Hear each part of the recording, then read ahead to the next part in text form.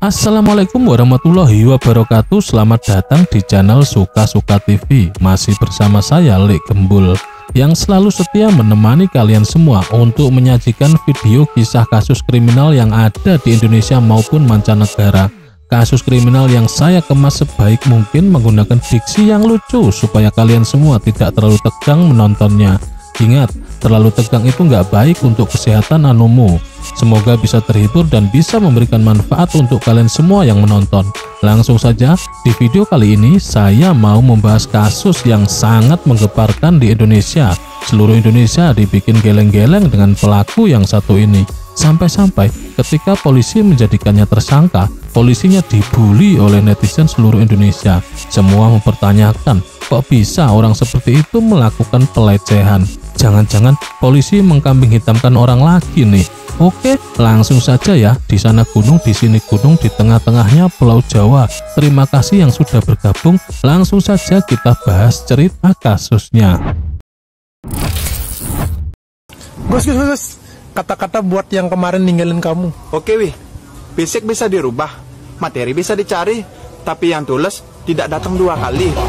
Jep menyalawi, Agus nih bos, tamplek dong. Gus, kata-kata spesial hari kemerdekaan dong. Sekali merdeka, tetap merdeka. Sekali disakiti, tak akan kembali. Jep menyalawi, Agus nih bos, tamplek dong. tambah satu jadinya 3. Jangan sampai ada orang ketiga di dalam kehidupan kita. Agus nih bos, senggol lo.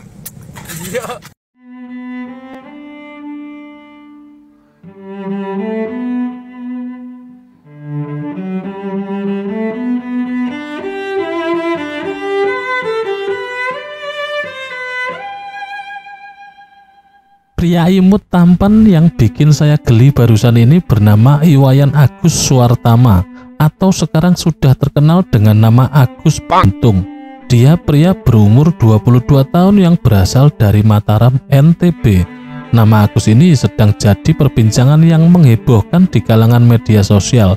Bahkan kasusnya ini sampai dibahas di televisi nasional. Jadi sebenarnya apa yang sudah dilakukan oleh pria imut tampan bernama Agus ini? Jadi Agus ini sekarang adalah tersangka dalam kasus pelecehan seksual. Tidak tanggung-tanggung, korbannya sudah mencapai 15 orang dan kebanyakan dari kalangan mahasiswi. Ada juga yang masih sekolah di bawah umur. Pertama kali kasus ini viral, semua orang kaget. Bukan apa-apa, karena semua kalangan pasti bertanya-tanya termasuk saya. Loh, kok bisa Agus ini pria imut tampan gak punya tangan melakukan hal yang dituduhkan tersebut? Bahkan banyak sekali netizen atau YouTuber besar yang ada di Indonesia mempertanyakan status tersangka Agus ini yang sudah ditetapkan oleh kepolisian NTB. Polisi pun kena bully oleh netizen. Tapi setelah semua bukti terkumpul lengkap, akhirnya netizen pun paham kenapa si Agus pria tampan imut ini dijadikan tersangka. Berikut ini adalah video pembelaan si Agus saat dituduh melakukan pelecehan. Memang benar cowok sejati. Saya ini Iwayan Agus Suartama, atas nama diri saya. Yang dua cowok itu dakak da media, dakak di apa, cari saya. Rumah saya di Gerie kemarin. Adokan kewanenannya. Bukan saya gimana, ban sakit karena saya rasa sakit hati, saya dituduh dengan dosa orang, sedangkan saya buka celana tidak bisa, buka baju tidak bisa. Logikanya di mana dengan komentar yang tidak ya maaf. Oke, cowok sejati, logikanya gimana kok saya dituduh memperkaos, sedangkan saya buka baju dan buka celana saja nggak bisa? Ya itu tadi adalah pembelaan Agus saat dituduh melakukan pelecehan. Jadi kasus pelecehan yang dilakukan oleh Agus cowok sejati ini terungkap pertama kali pada 7 Oktober tahun 2024 setelah ada seorang mahasiswi yang melaporkan ke kepolisian bahwa dirinya jadi korban aksi pelecehan yang dilakukan oleh Agus cowok sejati tadi. Setelah adanya laporan tersebut, tim kepolisian pun melakukan penyelidikan. Direktorat Reserse Kriminal Umum Polda NTB kemudian menetapkan Agus menjadi tersangka. Kasus ini pun lantas menjadi sorotan publik dan trending topik di media sosial. Menurut pengakuan korban, Agus melakukan aksinya di homestay. Saat ini pihak kepolisian telah melakukan penyelidikan dan telah menerima kesaksian dari sejumlah saksi dalam kasus pelecehan tersebut. Setelah menerima keterangan dari sejumlah saksi dari pihak homestay, tim kepolisian NTB mengungkapkan bahwa Agus yang katanya cowok sejati ini memang beberapa kali mengunjungi homestay tempat ia melakukan aksi bejatnya tersebut. Wah, ketahuan nih Gus. Gimana ini Gus? Tim kepolisian juga mengungkapkan bahwa setidaknya ada 4-5 perempuan berbeda yang dibawa oleh Agus ke homestay selama setahun terakhir. Hal ini juga yang semakin menguatkan kecurigaan bahwa Agus memang melakukan aksi pelecehan. Jadi, menurut pengakuan para saksi, para korban yang datang bersama Agus tak terlihat ada keanehan atau kejanggalan. Sementara, menurut psikolog, dalam melancarkan aksinya tersebut, Agus cowok sejati ini mengandalkan trik manipulasi emosional, mantra dari dukun ini kayaknya ya Gus.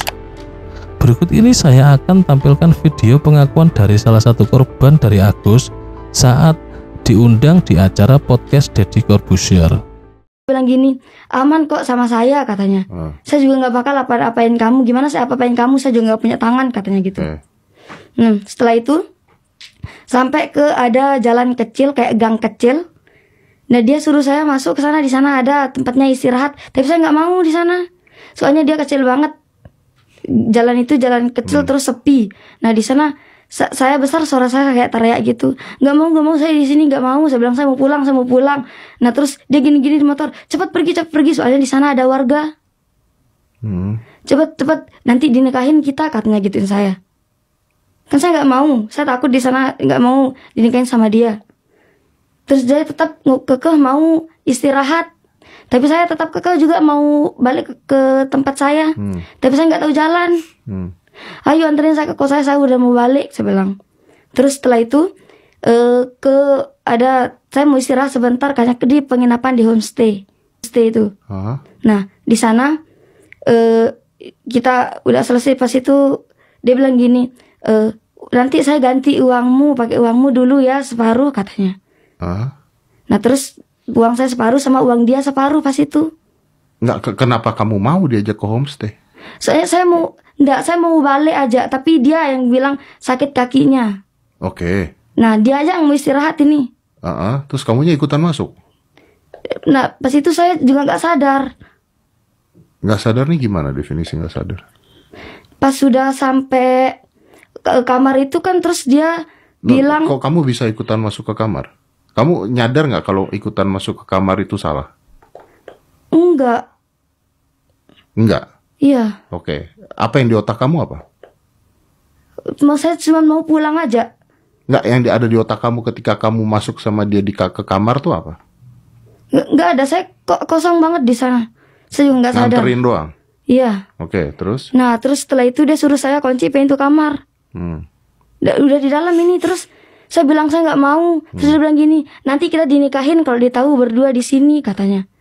Nanti digerbek sama warga katanya gituin saya. Nah setelah itu, saya kunci pintu kamar ini. Nah terus dia suruh saya rebahan, tapi saya nggak mau.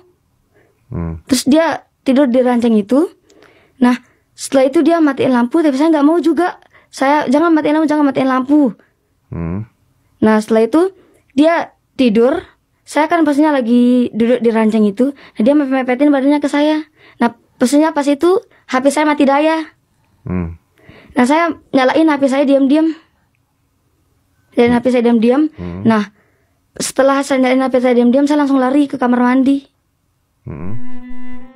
Itu tadi adalah pengakuan salah satu korban dari Agus. Memang si Agus ini katanya pintar sekali dalam memanipulasi si korban.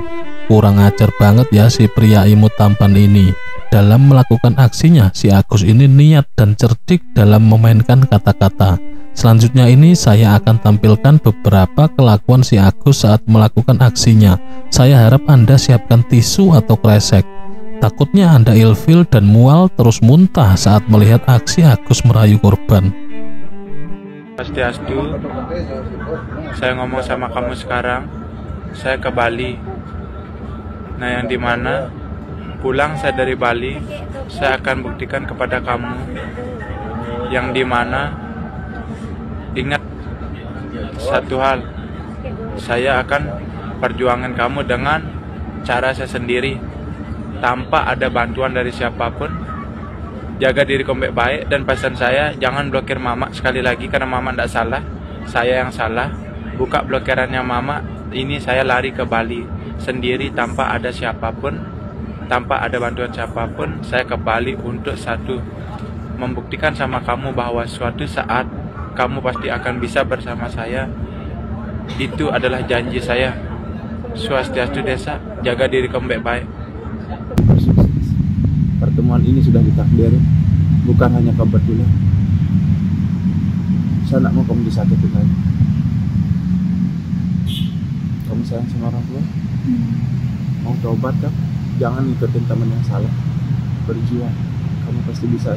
Pertama kali kamu ketemu cowok, kakak tidak boleh nangis. Saya tidak senang kakak, jangan. Kakak harus kuat dengan cobaan yang kakak alami. Saya sudah bertubi-tubi ngalamin cobaan, sehingga saya bisa maju. Kakak harus bersama saya, bahkan harus melebihi saya. Saya tidak kenal kamu, sumpah. Tapi satu perjuangan kamu yang sangat luar biasa ya Allah. Saya berani, kalau saya Hindu ya berani saya masuk Muslim hanya demi kamu. Kamu mau tobat? Jangan nekat gara-gara hal sepele. Kamu pasti bisa. Apapun kamu minta, saya bahkan bisa berikan. 6 tahun saya nyari kamu, tanpa saya sadarin kemana saya nyari orang yang bisa mengerti. Tidak saya tahu di mana, entah hati saya. Apa? Assalamualaikum warahmatullahi wabarakatuh. Apa-apanya sudah bisa aja. Oh, halo, Om Swastiastu. Iya, apa? Yang Wayan Agus dari Bali, Tinggal di Semarang yang kuliah di STAH itu. Dia kenapa? Ada apa? Ada yang mau omongkan sedikit, Niki, Bu. Ya, gimana? Tapi mohon maaf sebelumnya tidak bisa ngomong lewat HP, Niki. Ya, maksudnya ada masalah apa? Niki tidak ada masalah sih, Niki, Bu. Soalnya ada mau tak omongan sedikit gitu. Sama siapa? Mau ngomong sama saya apa sama? Ya, kalau bisa sama ibunya juga gitu. Ini tentang apa ya? Ya, enggak ada tentang apa-apa sih, cuman ada sesuatu yang saya ingin kasih tahu gitu. Oh ya, dah datang dah ke sini. Nggih, tiang ampurayang masih mohon maaf, tiang ada kekurangan juga. Mohon maaf, kendala tidak ada tangan, makanya agak lamaan bawa motornya, soalnya motor tiang roda 4 gitu. Oh ya. Ya, tapi walang, Bu. Assalamualaikum, Om Swastiastu. Siapa ini, adik siapa? Saya Wayan Agus, ini yang kuliah di STAH, yang viral megang gamelan di Bali sama di Jakarta itu. Apa ini, Pak? Dia mau ngapain? Dia Bapak tanya adik entar dia. Ya, ini tentang apa dulu ini? Saya mau ngomong sedikit. Udah ini, coba kamu ngomong dulu tentang apa, coba. Ada apa? Ya. Halo? Apa?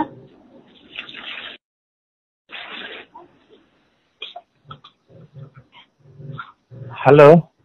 Ya, kenapa? Kak Agus mau ke sana ini. Mau ngomong sesuatu sama ibu sama kamunya. Kak Agus kan udah saya bilang, saya browser Kak Agus di WA. Enggak, kenapa ini? Kenapa? Ada apa? Enggak, coba keluarnya aja, masalahnya apa dulu ini? Kalau kok bisa ngomong sama saya gitu? Nggak ada masalah kok. Nanti kita ketemu di sana aja, Bu, gitu. Kalau memang nggak ada masalah, otomatis nggak ada yang perlu dibicarakan. Kalau memang ada yang masalah, berarti dibicarakan gitu. Intinya kayak gitu aja. Ya, bisa tiang ke sana, Niki. Izin. Nah, makanya masalahnya apa dulu? Kalau saya nggak tahu masalahnya, nggak akan saya izinkan. Ini enggak masalah, Bu. Ya, kalau memang nggak ada masalah, berarti kan nggak perlu diomongkan. Ya? Kalau memang nggak ada masalah, kan nggak perlu diomongkan. Ada sesuatu yang ingin kasih tahu, Niki, Bu. Nah, kasih tahu aja dari telepon kan nggak masalah, kan? Berat rasanya, Bu. Mohon maaf, tiang soalnya enggak terbiasa dari telepon gitu. Kalau memang nggak terbiasa, nggak usah. Ya? Kalau memang nggak terbiasa, ya udah nggak usah. Nggak, Niki, masalah pribadi, Niki, Bu. Pribadi gimana? Coba kasih tahu dulu. Nah, Dia apa? Ini orang ini. kamu apa itu, Dek? Enggak, kalau kamu nggak tahu kenapa dia mas sampai ngotot mau nyari ngomong sama mama. Tidak tahu adik juga dia kenapa mungkin. Enggak, kalau memang nggak ada apa-apa, nggak mungkin dia mau ngomong sama mama. Marah, nah itu kasih tahu aja.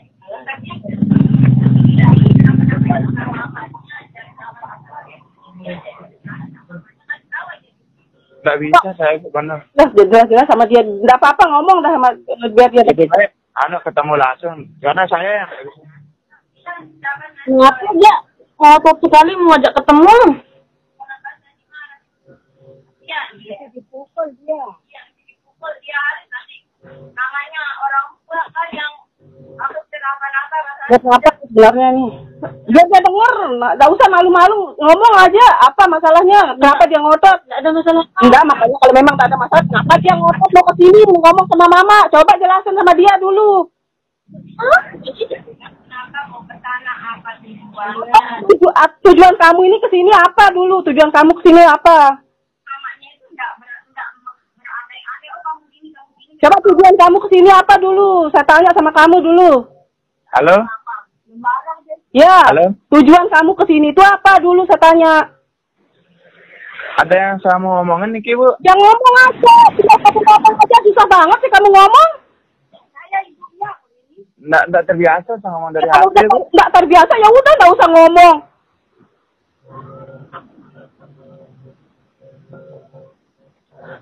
Kayak gini jadi.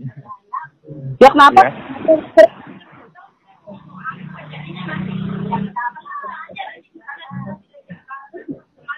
Terus? Halo? Halo, Bu?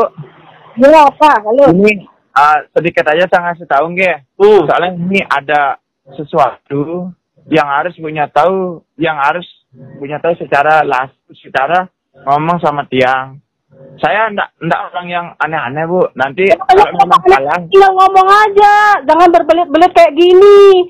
enggak, soalnya gini, Bu. Saya juga ada orang ini nurutin tiang juga, biar enggak nanti takutnya bahasanya tiang yang kena bermasalah gitu, sedangkan tiang ingin hanya membantu aja gitu. Ya mau bantu apa? Masalahnya bantu apa?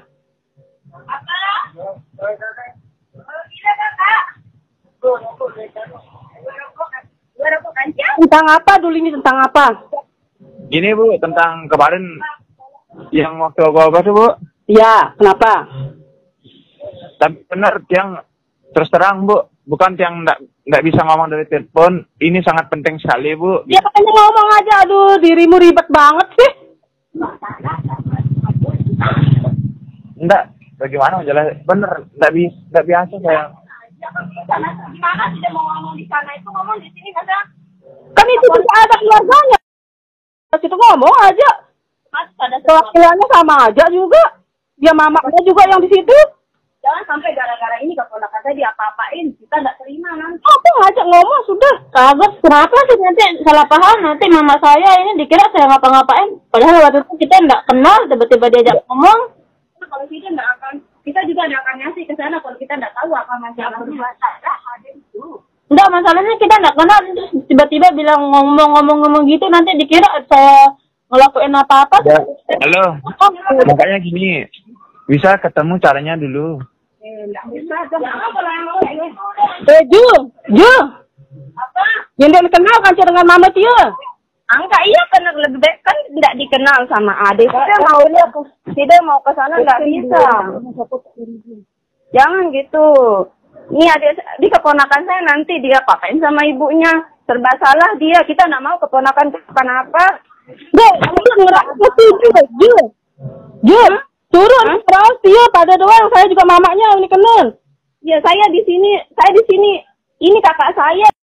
Keponakan saya di sini, kita wakili dari ibunya. Iya. Gimana, sudah muntah-muntah apa belum melihat aksi si Agus tadi? Memang kejahatan itu tidak memandang fisik ya kawan-kawan. Meskipun Agus penyandang disabilitas, tapi kalau dia punya pikiran jahat ya berarti memang si Agus itu bajingan. Semoga saja si Agus ini segera sadar dan bertobat ya. Akibat aksinya ini Agus terancam hukuman 12 tahun penjara. Semoga apa yang terjadi kepada Agus ini bisa menjadi pembelajaran untuk kita semua. Ambil yang positif, buang yang negatif. Untuk kamu yang belum subscribe, ayo dong di subscribe supaya saya tambah semangat terus bikin videonya. Jangan lupa juga bagikan videonya biar tambah rame yang nonton dan saya bisa beli susu buat anak saya. Terima kasih atas perhatiannya. Assalamualaikum warahmatullahi wabarakatuh.